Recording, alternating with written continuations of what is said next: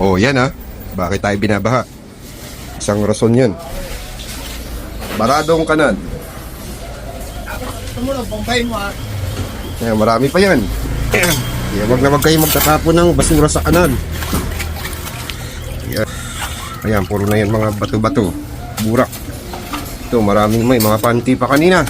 Diba? Sarap pagmasdan. Maagos na yung tubig.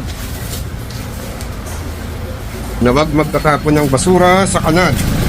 Medyo madami pa to. Kaya katsagaan natin.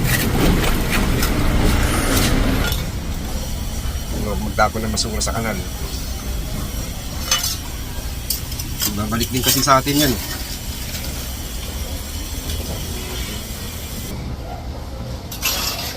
Pre, kung ano yung ginagawa natin sa paligid, meron din ay susukli sa atin. Gabi, lawang-lawa tayo.